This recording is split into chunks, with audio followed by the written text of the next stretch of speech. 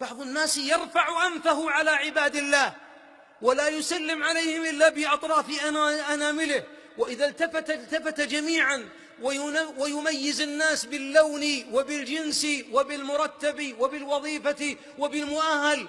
كل من رفع أنفه على عباد الله فإنه شقيق الشيطان، لأن الشيطان أول من تكبر لما قيل له اسجد قال أأسجد لمن خلقت طينا. الله أكبر يا شيطان، من زينك أنت، بعد أنت مخلوق من النار، نحن من الطين والله أفضل منه، لكن الشيطان أول من قاس، ولذلك قالوا أول من قاس الشيطان فهلك. لذلك إذا رأيت رجل يترفع، وبعض الناس حتى لو مستقيم تلقاه ما يسلم إلا على من يعرف، ما يسلم على العمال، ما يسلم إلا على من يراهم من حظوة الناس ومن أهله. لماذا يا أخي؟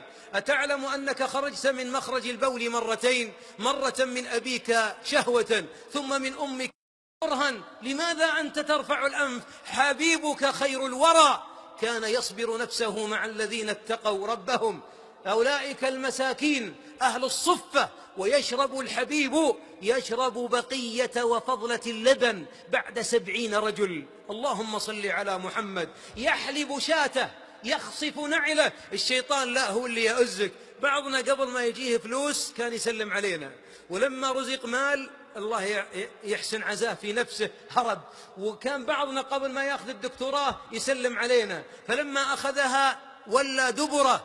لماذا يا أخي؟ من تواضع للخلق رفعه الخالق، ومن تعالى على خلقه وضعه. ولذا قال الحبيب يحشر المتكبرون يوم القيامة كالذر، يعني كالنمل الصغير، يأطأهم الناس في المحشر من حيث لا يعلمون، مما كانوا يرفعون أنوفهم على عباد الله.